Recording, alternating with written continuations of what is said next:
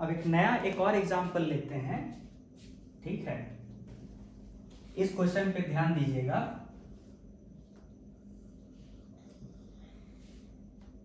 ये C1 capacitance है, ये C2, ये C3, ये C4,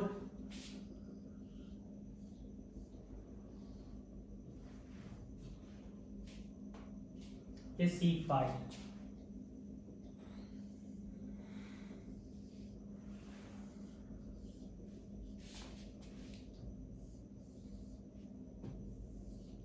ये बैटरी है, वोल्टेज V। और क्वेश्चन क्या है कि find the relationship between C1, C2, C3 and C4 such that no charge appears on C5। Question ये है कि कैसा रिलेशनशिप हो C1, C2, C3, C4 में कि ये पांचवा कैपेसिटर है, उस पर कोई चार्ज एपियर ना हो, ठीक है। तो कैसे अप्रोच करेंगे इसको, देखिए।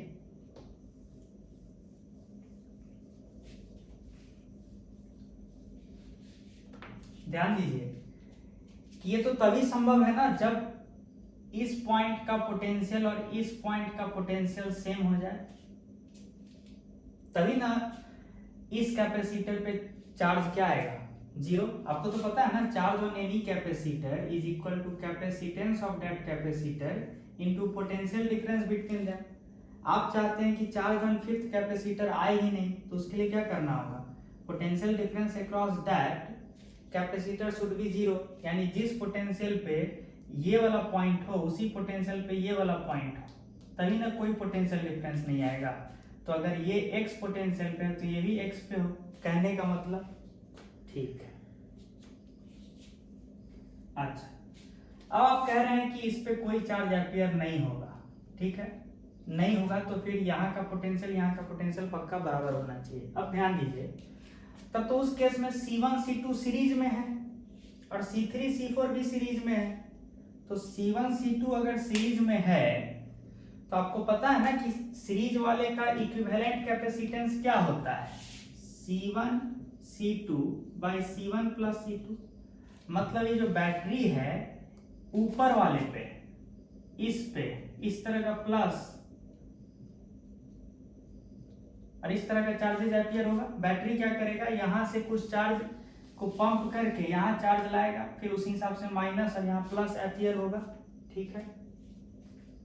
यानी बैटरी जो है ऊपर वाले सेट पे कितना चार्ज, मान लीजिए कि ये चार्ज Q है, ये माइनस Q है, ये Q है, ये माइनस Q है, तो ये Q होगा कितना।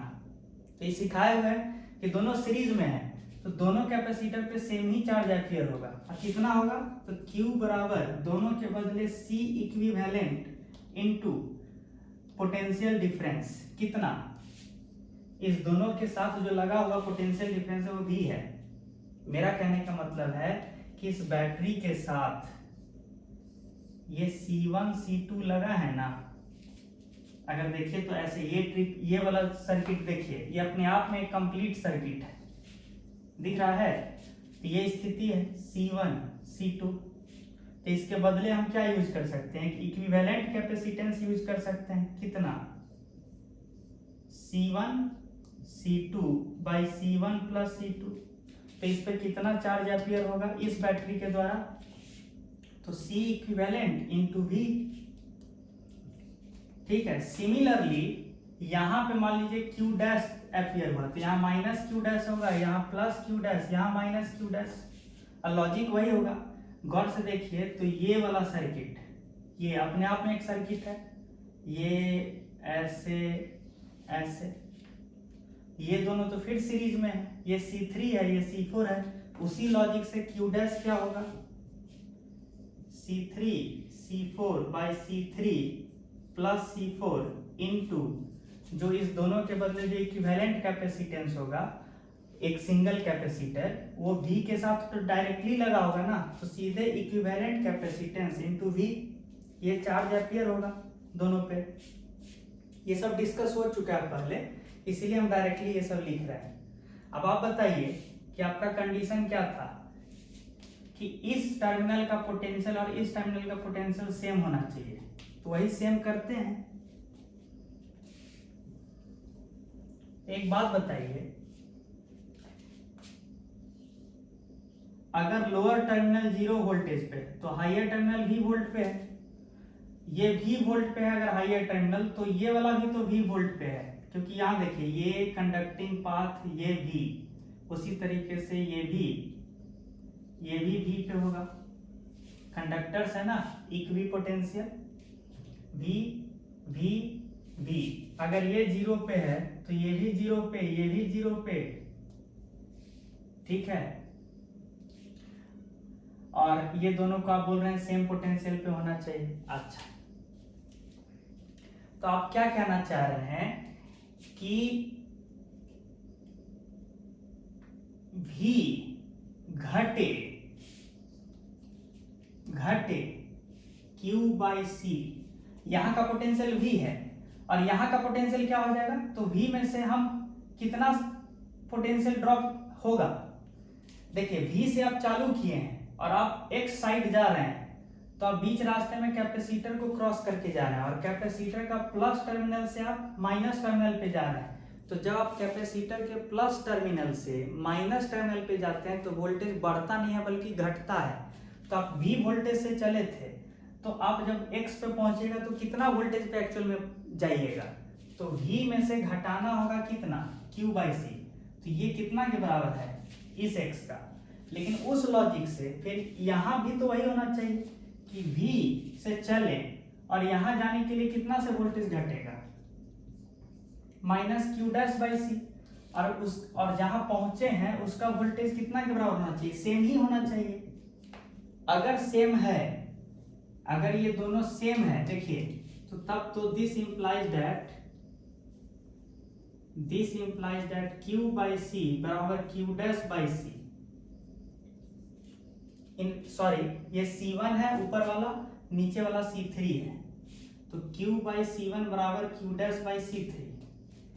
Q क्या था, यहाँ है, तो लिखिए C1 C2 by C1 plus C2 into V, ये है Q बाई C1, ये कितना बचा, similarly equal to Q dash, तो Q डैश कितना है, C3 C4 by C3 plus C4, तो C3 C4 by C3 plus C4 V और डिवाइडेड बाई C3, ये होना चाहिए। V से V कटा, C3 से C3 कटा, C1 से C1 कटा, दिस इंप्लाइज दैट C2, ठीक है, C2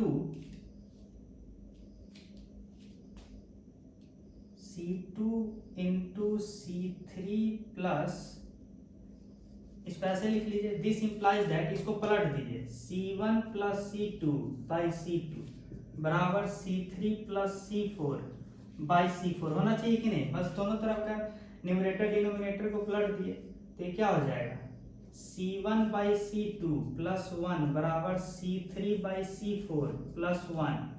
this implies that C1 by C2 बराबर C3 by C4। This implies that, condition क्या हो गया, रिक्वायर्ड कंडीशन और रिलेशन जो आप ढूंढ रहे हैं वो क्या है, is equal to C1 by C2 बराबर C3 बाई C4। और आप उल्टा भी कर सकते हैं, C3 को इधर ले आइए, C2 को उधर, और C1 बाई C3 बराबर C2 by C4। C1 by C3 बराबर C2/C4। इस कंडीशन से कुछ याद आ रहा है?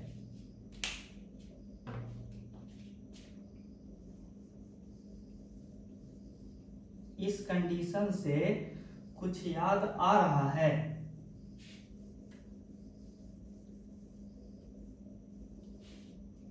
अगर आपको कुछ याद हो, व्हीट स्टोन ब्रिज पढ़े थे जहां पे इस तरह का रेजिस्टेंस होता था, ऐसे लगा हुआ R1 R2, फिर इस तरह से लगा रहता था R3 R4 ऐसे, और बीच में एक रेजिस्टेंस होता था R5, और क्वेश्चन पूछा जाता था कि R1 R2 R3 R4 में क्या रिलेशन हो कि इस R5 का कोई मतलब ना रहे, मतलब इसके थ्रू कोई करंट फ्लो ना करे। तो इसका कंडीशन क्या लाते थे? व्हीट स्टोन ब्रिज वाला कंडीशन R1/R3 बराबर R2/R4।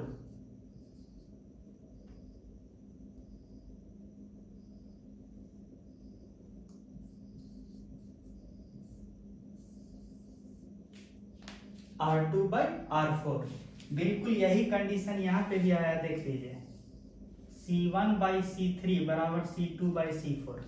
तो इस तरह से आप चीजों को याद रख सकते हैं कि दोनों के बीच, ये चारों के बीच रिलेशनशिप ये होना चाहिए, ताकि यहाँ पे अगर कोई कैपेसिटर लगाए भी होते तो वो मीनिंगलेस होता, मतलब उस पर कोई चार्ज अपीयर नहीं करता। ठीक है,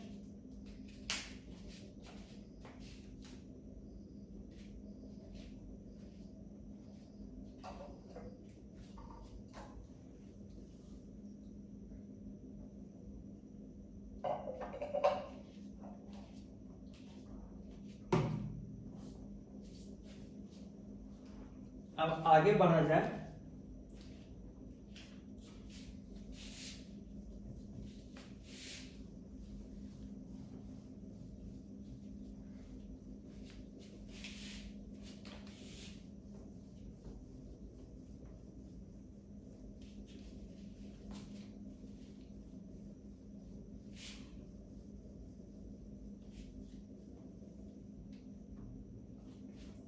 एक अगला सवाल लेते हैं।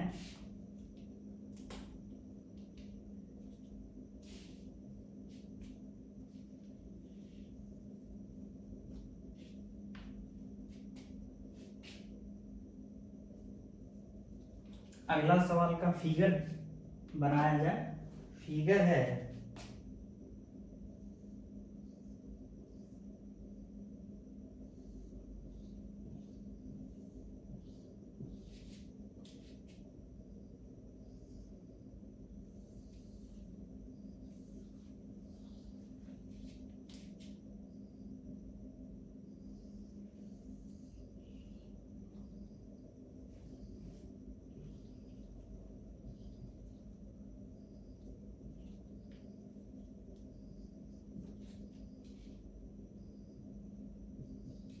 फिगर ये है,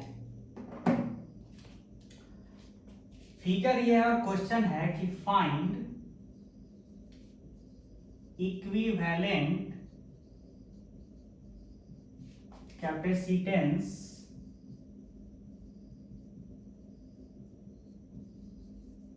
बिटवीन A एंड B। कहने का मतलब क्या हुआ, हम सिखाए हुए हैं कि जब हम A और B के बीच इस तरह से एक बैटरी लगाए होते तो ये पूरा फिगर बनता, और एग्जामिनर जानना चाहता है कि पूरा कैपेसिटेंस का सेटअप हटा के एक सिंगल कौन सा कैपेसिटेंस वाला कैपेसिटर रख दें कि उतना ही चार्ज पंप करना पड़ जाए बैटरी को जितना अभी कर रहा है। यही है इक्विवेलेंट कैपेसिटेंस का कॉन्सेप्ट। ठीक है, तो अब थोड़ा ध्यान दीजिए, ये सब तो आपको सिखाने के लिए बताए हैं, ये सब कि एक्चुअल में मीनिंग क्या होता है इस स्टेटमेंट का। अब ध्यान दीजिए, पहला जो कैपेसिटर है, पहला, उसका एक प्लेट इस वाले पॉइंट से जुड़ा है। मान लीजिए इस वाले पोटेंशियल का नाम है V, इस वाले टर्मिनल का नाम तो दिया ही है A, तो ऐसे बनाइए, एक टर्मिनल बनाइए A, ठीक है, उससे जुड़ा हुआ है कैपेसिटर 1 का पहला प्लेट, तो जोड़ दीजिए। इस टर्मिनल को देखिए और इस टर्मिनल को देखिए, ये B है तो ये भी तो B है, अगर इसका वोल्टेज जो होगा वही तो इसका भी वोल्टेज होगा, तो मतलब कायदे से देखा जाए तो ये भी B से ही जुड़ा हुआ है, ये दोनों B ही है इलेक्ट्रिकली। तो मतलब कैपेसिटर 1 का जो दूसरा प्लेट जुड़ा है वो किससे जुड़ा है, उस B से जुड़ा है, ये C1 हो गया। अच्छा, कैपेसिटर 2 का, ये जो 2 सेकेंड कैपेसिटर है उसका पहला प्लेट B से जुड़ा है, मतलब कैपेसिटर 2 का पहला प्लेट B से जुड़ा है, और दूसरा प्लेट राइट वाला प्लेट देखिए तो किससे जुड़ा है, A से। देखिए ना, ये कंडक्टिंग वायर से यहाँ जुड़ा है, तो जो पोटेंशियल इसका होगा वही पोटेंशियल इसका होगा, तो इलेक्ट्रिकली ये भी A ही है ना, यानी कैपेसिटर 2 का दूसरा वाला जो कैपेसिटर 2 का जो एक प्लेट है वो A से जुड़ा है, दूसरा B से जुड़ा है, ये रहा, जोड़ दिए, एक A से दूसरा B से, ये C2 हो गया। उसी लॉजिक से C3 देखिए, एक प्लेट पोटेंशियल A से जुड़ा हुआ है, दूसरा प्लेट B से, तो मतलब ये रहा C3। तो तब तो सिंपल दिख रहा है ना कि C1 C2 C3 तीनों किसमें जुड़े हुए हैं, पैरेलल में, तो इक्विवेलेंट कैपेसिटेंस क्या होगा, जोड़ दीजिए। तो इस तरह का भी कहानी रहेगा जहां आपको डायरेक्ट नहीं दिखेगा कि कैपेसिटर्स पैरेलल में है, लेकिन आप थोड़ा दिमाग लगाएगा तो दिखने लगेगा, ठीक है। तो ये हुआ।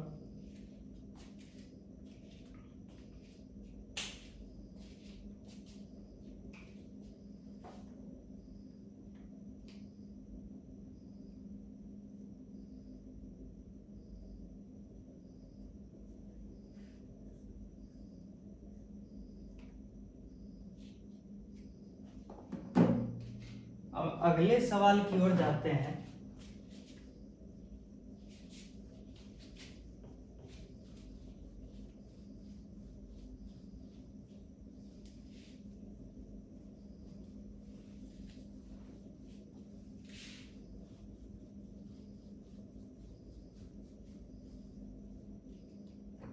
ध्यान दीजिएगा, कभी कभी आपको इस तरह से प्लेट्स दिया रहेगा, जो पैरेलल प्लेट्स होता है ना, प्लेट्स, वो प्लेट्स इस तरह से दिया हुआ रहेगा, 3 4, फिगर देख लिया जाए क्या क्या है, 4 प्लेट है,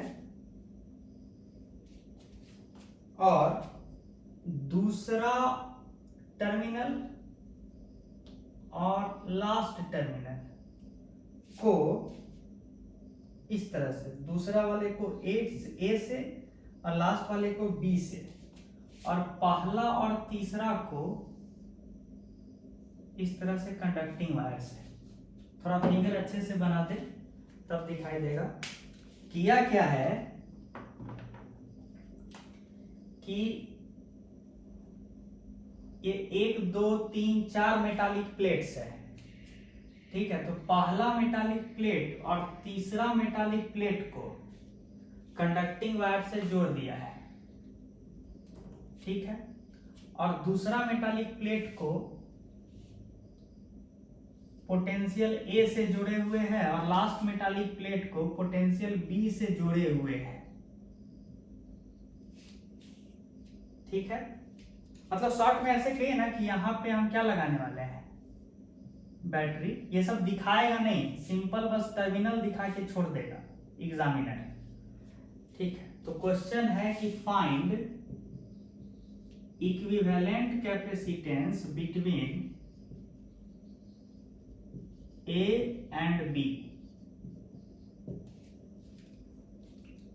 ठीक है। क्या होगा बताइए, कैसे इस तरह के सवाल को डील किया जाए। क्वेश्चन तो ये है, ये तो बैटरी उटरी दिखाने की जरूरत नहीं है, बस इतना ही दिखा दीजिए कि एक टर्मिनल A है और एक टर्मिनल B है। तो कॉमन सेंस यहां देखिए, इस तरह के क्वेश्चन को डील करने का तरीका देखिए।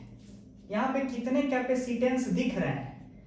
एक तो ये दिख रहा है, ये और ये मिलके अपोजिट फेसेज मिलके कैपेसिटर की तरह काम कर रहा है। फिर उसी तरीके से ये तो 1 2 और 3 ये तो दिख रहा है कि टोटल बहुत बन भी सकता है, तो 3 ही कैपेसिटर्स दिख रहा है। अच्छा ये तो साफ है। उसमें भी जो पहला प्लेट और तीसरा प्लेट है वो सेम ही पोटेंशियल पे है। कैसे इंश्योर किया गया है? ये कंडक्टिंग वायर के थ्रू। ठीक है, इस तरह के सवाल में कैपेसिटेंस निकालने का क्वेश्चन है तो सबसे पहला स्टेप क्या करना चाहिए? हर फेस को, प्लेट के हर फेस का नामकरण कर दीजिए। तो ऊपर वाला फेस 1 है, नीचे वाला फेस को 2 करिए, क्योंकि प्लेट होगा ना, प्लेट तो एक ऊपर वाला फेस होगा, एक नीचे वाला फेस होगा। सिमिलरली दूसरा वाले पे ये 3 4, यहाँ 5 6, यहाँ 7 8, इस तरह से फेसेस का नाम दे दीजिए। ठीक है, और यहाँ जो गैप है ना, D है, D है, D है, और सारे प्लेट्स का जो एरिया है जो नहीं दिखाया गया है 3D फिगर, जो सारे प्लेट्स का जो एरिया है, ठीक है, ये वाला एरिया A है, ये सारे प्लेट्स के साथ है, तो ये दिखाने की जरूरत नहीं है। सारे प्लेट्स की एरिया A है और दो प्लेट के बीच का गैप D है। ठीक है, ये पहले हम बता दिए, और डायग्राम गंदा ना हो तो इसलिए ये कर रहे हैं। तो मतलब हर कैपेसिटर जो बना 1 2 3, ये तीनों का कैपेसिटेंस C जो है वो सेम ही है, A epsilon not by D। ये अलग लिख के रखिए। अब मुद्दे पे आते हैं। सबसे पहले तो बैटरी का टर्मिनल्स दिखाइए, A और उधर दिखाइए B, इस तरह से। अब A से क्या जुड़ा हुआ है?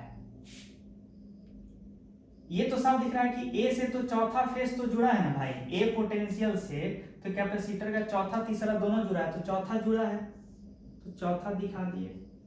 चौथा का साथी कौन है कैपेसिटर बनाने में? चौथा फेस का साथी है 5वां, तो ये रहा 5वां। क्या 5वां B से जुड़ा है? नहीं है ना। फिगर वाइज देखिए एक बार और, फिगर आपका कंफर्म कर दें कि ये 5वां जो है क्या B से जुड़ा है? नहीं। 5वां ये फर्स्ट और सेकेंड वाला फेसेस से जुड़ा हुआ है, यानी फर्स्ट प्लेट से जुड़ा है। अच्छा, तो अभी रुकते हैं। 5वां जो जुड़ा है वो इस फेस से जुड़ा है। किससे जुड़ा है? सेकेंड फेस से। अब बोले सेकेंड क्यों बोले? क्योंकि पहला फेस तो किसी प्लेट का ही, किसी कैपेसिटर वाला फॉर्मेशन बना ही नहीं रहा है। पहला जो फेस है उसका जो पार्टनर है एब्सेंट है। इक्वल अपोजिट फेसेस चाहिए ना कैपेसिटर बनाने के लिए, जैसे यहाँ 2 3 कैपेसिटर बना रहा है अपोजिट फेसेस, 4 5 कैपेसिटर बना रहा है, क्या 1 का साथी है ऊपर में? कोई नहीं है। तो इसलिए हम क्या बोले, 5वां जो जुड़ा है वो दूसरे के साथ जुड़ा है, और दूसरा का जो साथी है वो तीसरा है, और तीसरा किससे जुड़ा है? A से। तो अब दिखाइए ऐसे, ये रहा तीसरा जो A से जुड़ा है, और तीसरा का साथी है दूसरा जो कैपेसिटर बनवा रहा है, लेकिन दूसरा किससे जुड़ा हुआ है? 5वें से। तो मतलब ऐसे दिख रही है, दूसरा जुड़ा है 5वें से, तो ये रहा 5वां दूसरा। ठीक, देखिए अरेंजमेंट देखिए, 2 कैपेसिटर का काम कर दिए हैं, ये 2 3 वाला और 4 5 वाला, बचा हुआ कौन है? 6 7 वाला, और कोई नहीं। देखिए 7वां किससे जुड़ा है? B से।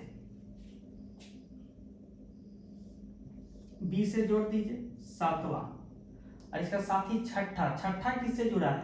1 या 2 बोलिए तो 2 बोल सकते हैं, तो 2 ये रहा, 2 और 5 तो एक ही है, तो ठीक है ना। तो इसको ऐसे दिखाइए, 2 बोलिए या 5 बोलिए, कोई मतलब नहीं है।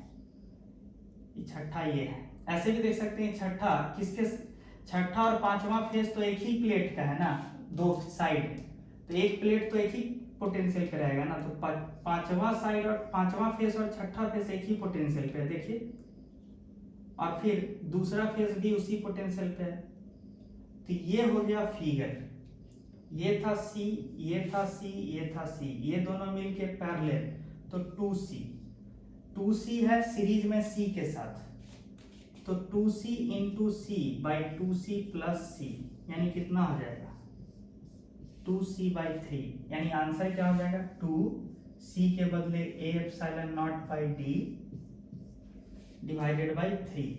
तो ये हो गया इक्विवेलेंट कैपेसिटेंस। तो इस तरह के अरेंजमेंट ऑफ प्लेट्स अगर दिया रहे और इक्विवेलेंट कैपेसिटेंस निकालने बोले तो सबसे पहले ये मेथड अपनाइए कि नॉमेनक्लेचर अपनाइए, सारे फेसेस का नामकरण दीजिए, फिर आइडेंटिफाई कीजिए कि कौन कौन दो फेस मिलके कैपेसिटर बना रहा है और उसको सही सही टर्मिनल के साथ इस तरह से अरेंज कर दीजिए, ए और बी बना के बीच में सारे कैपेसिटर को फिट कीजिए इस तरह से, ताकि आपको सीरीज या पैरेलल कॉम्बिनेशन दिखने लगे। ये है इस तरह के सवाल को डील करने का तरीका, ठीक है।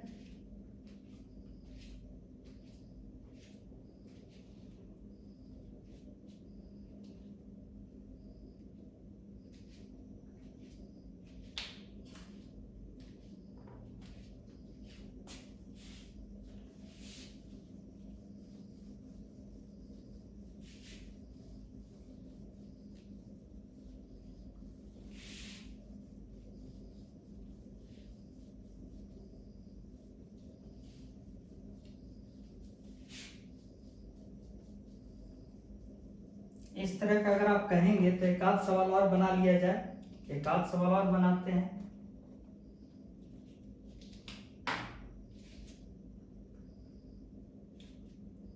वन, टू, थ्री, फोर, पहला और चौथा को कंडक्टिंग वायर से जोड़ दिए, ठीक है, प्लेट वाइज, और दूसरा प्लेट को और तीसरा प्लेट को ए और बी टर्मिनल से जोड़ दिए बैटरी के। ये है, ये क्वेश्चन है और सवाल तो आप समझ ही रहे हैं, equivalent capacitance between A and B, सवाल तो ये है। तो साफ साफ दिख रहा है कि सबसे पहले तो थोड़ा सा क्लैरिफिकेशन हो डायग्राम में कि पहला वाला और चौथा वाला प्लेट कंडक्टिंग वायर से जुड़ा हुआ है। दूसरा स्टेप में क्या है कि सारे फेसेस का नामकरण कीजिए, 1, 2, 3, 4, 5, 6, 7, 8। अगला स्टेप क्या हो,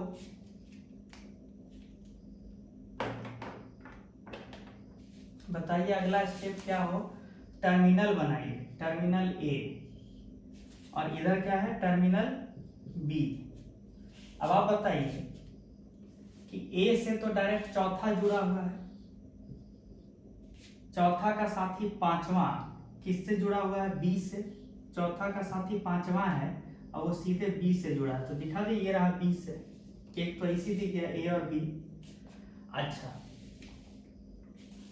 अब देखिए चौथा के बाद यहां देखिए दूसरा और तीसरा एक साथी है, तो तीसरा भी तो डायरेक्ट ए से ही जुड़ा है, देखिए तो तीसरा डायरेक्ट ए से जुड़ा है, लेकिन तीसरा का पार्टनर जो दूसरा है वो दूसरा इनडायरेक्टली किससे जुड़ा है, सातवें से, दूसरा सातवें से जुड़ा है।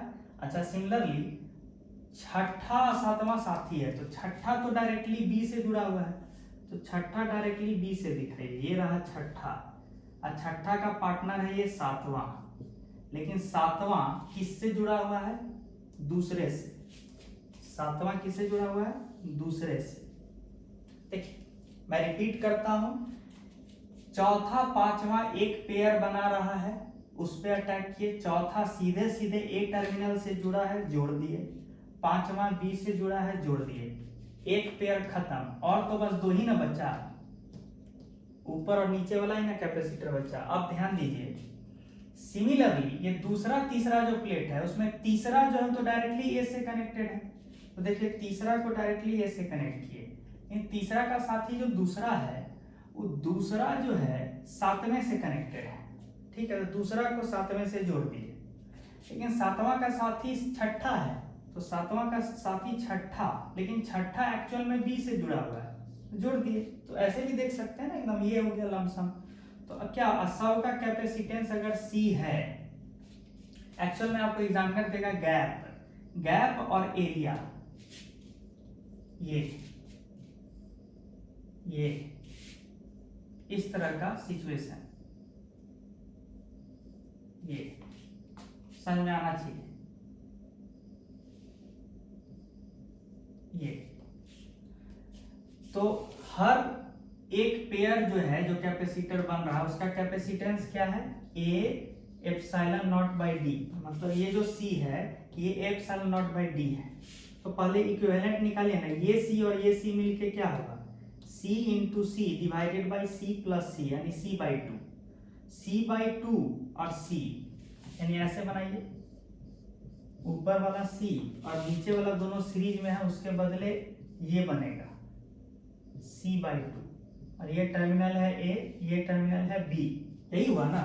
C सीरीज में है तो क्या कीजिएगा, C1 C2 by C1 plus C2 कितना है C/2, यानी इस दोनों के बदले इक्विवेलेंट कैपेसिटेंस C/2 है, और ऊपर में C है, दोनों पैरेलल में है। तो आंसर क्या हो जाएगा, आंसर यानी C इक्विवेलेंट क्या हो जाएगा, C प्लस C/2, यानी 3C/2, ये आंसर हो गया। तो इस तरह के क्वेश्चन को सॉल्व करने का टेक्निक आपको हम बता दिए। तो मेरे हिसाब से आज के लिए यहीं रखा जाए, ठीक है। तो कुछ प्रैक्टिस हमने भी करवा दिया है, आप भी कुछ कीजिए प्रैक्टिस। अगले क्लास में भी होगा तो थोड़ा सा और प्रैक्टिस कराएंगे, अलग अलग मेथड्स बताएंगे इक्विवेलेंट कैपेसिटेंस को डील करने का अलग अलग सिचुएशन के लिए, और फिर आखिरी टॉपिक डाइलेक्ट्रिक्स, ठीक है। तो आज के लिए इतना ही, थैंक यू, गुड बाय, अच्छे से पढ़िए।